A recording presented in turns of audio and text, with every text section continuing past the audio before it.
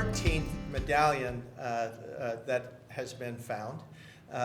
Some have been by individuals, others by groups, but this is the 13th object that's been hidden around town, and we are thrilled to have a winner in day 9 this year that has a lovely and compelling story, and I was excited to see how many people braved the rain and the cold and had all their umbrellas bent backwards yesterday as the winds picked up to do such a great job of interpreting the clues. So we'll, in the course of today, we'll share with you the winner, the number of clues, the ones we didn't use, and the medallion. We also have some examples of some of the previous medallions out here that our winner was involved in looking for, and you'll get to hear more about that in just a minute also.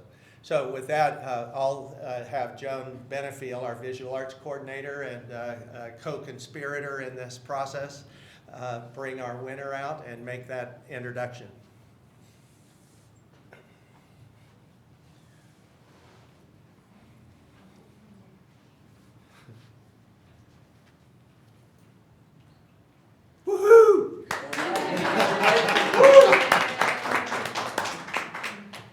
Everyone, this is Samantha Euler, the winner of the Festival Medallion for 2022. Samantha is not new to our art scene. She has been actually participating in searching for the medallion since she was a kid. And even she served popcorn at the Arts Center Theater. So I feel like you've been working up to this for a long time. She said that the a state meets an ocean clue is what brought her to the overpass area, and that she actually went through and touched and felt every single bolt and brick and stone and everything that's on there, which is one of the cool things about the Quest Medallion, is that it takes you to different parts of town that you might not always go to. You see things in a new way. You get out there with friends, family, meet people you don't even know. But that overpass in and of itself is an art installation. And if you hadn't ever really stopped to look at it before, you may now have felt every single bolt, brick, rock, etc. So 9 days in, 3 in the pouring rain. Good job. Congratulations. I might ask you to share a little bit. We talk about this being a creative act, that everybody gets to be an artist for a few days during this search.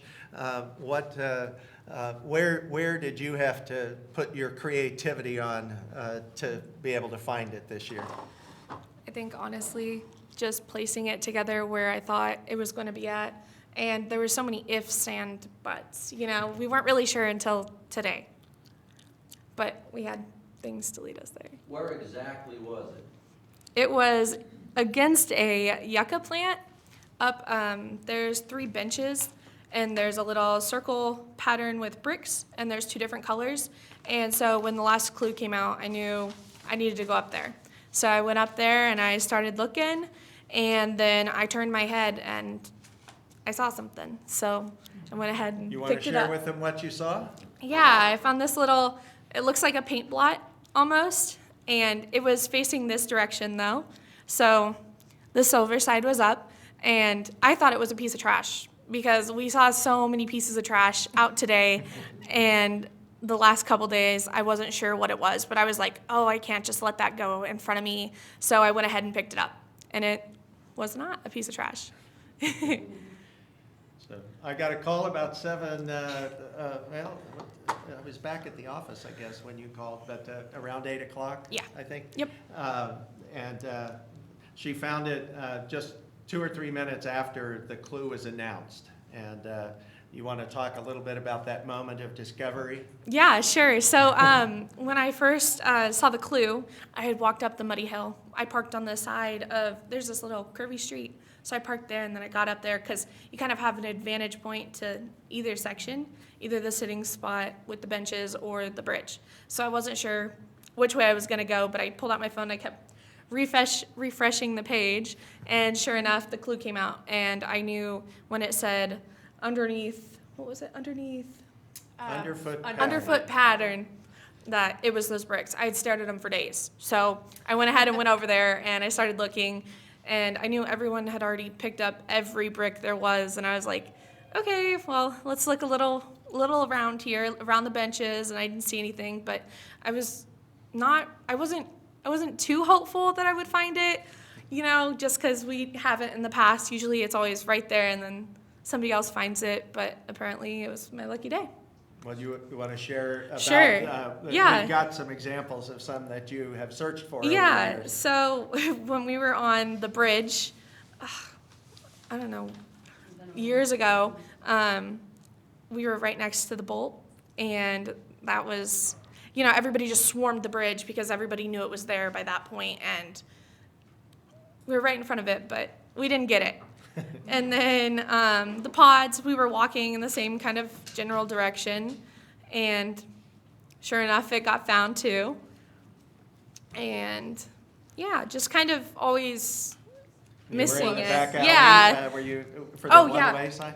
Oh, I wasn't 18 yet, so I was still searching with my mom and her best friend, and we were walking around, and I walked around the sign so many times, just like dancing, playing like a kid would, and then we go home later, and it's been found on the sign that I was staring at. So many times, just We may have you in one of the videos if it was the same Probably. day. 'Cause we had, some So people when who- you found it, did you jump up and down and go crazy? Did you just, or just quietly put it in your pocket and leave? What did you do? I was quiet. I wasn't sure how to react because I've seen people swarm so much in the past. I was just like, okay, I gotta be quiet. And I was on the phone with my mom. So I was like, oh my gosh, I just found it. And she was like, you what? Kind of thing, like, because she's never found it before. So it's like shocking to all of us. And so I put it in my pocket, and then I walked away. And what did you tell your mom that this might mean for you? Oh, what you're gonna use the money for? What Oh, did- for my school books, because I'm taking summer courses, and they don't pay for our books during the summer. So I didn't have much money to cover my books, so this will help. And you're a senior at Bethany? At Bethany, in yep, this next year. Business administration? Yes. Is that right? Yep. Yep. Todd's asked a couple of questions but before we open things up, and Joan's got a few things too to close us out, but are there some other questions from media here that, or from the public? There, I know there's some avid medallion hunters here as well. Does anybody have a question? All right, your mom is here. You guys sharing in the wealth on this. You're using the cash for books for college. Yes. The festival, $2,000 in certificate. Does mom get some of those? We'll see. No, she probably will. She'll get a T-shirt or two. Yeah, there you go. Joan, do you want to talk about what the? Yeah, like you just mentioned, one of the prizes is $2,000 in gift certificates to be spent in the art and craft show. And so that's only at the River Festival. And that's super great because it supports our exhibiting artists. And the more we support our artists, the better artists we get, the better art we can buy. And so that's going to be $2,000 in new art that you get to go shopping for. And maybe you get to go shopping for too, I don't know. And you also get that $1,000 in cash. You get 4 festival full weekend admission wristbands, 4 festival T-shirts, an on-grounds festival VIP parking pass, and 4 tickets to the premier art patron party on that Thursday night. So that's going to make it was already going to be fun, but now it's going to be amazing. This event started 14 years ago for 2 reasons. One was the original sponsor wanted to create some fun prior to festival and to engage community beyond just the confines of the festival in advance.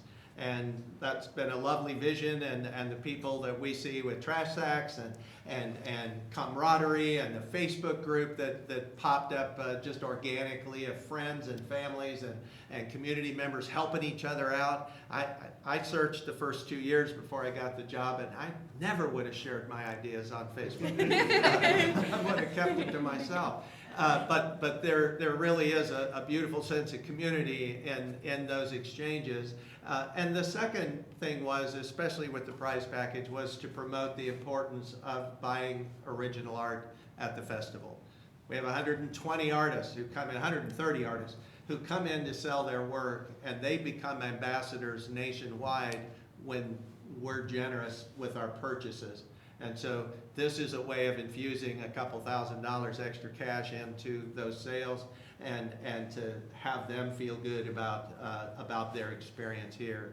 And so we do use it as a chance to encourage the public that not all of the art requires a high income.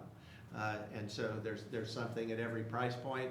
And in addition to the prizes, I should also mention that in 2013, I believe, or the year of the Bean Pod, that winner that year started a tradition that has continued, and that is they use a little bit of their money to buy a gift at the festival to give in the prize package for the next one. And so last year's winner purchased a piece of local potter's work, Steve Coburn. You'll find a Steve Coburn piece in the prize package also.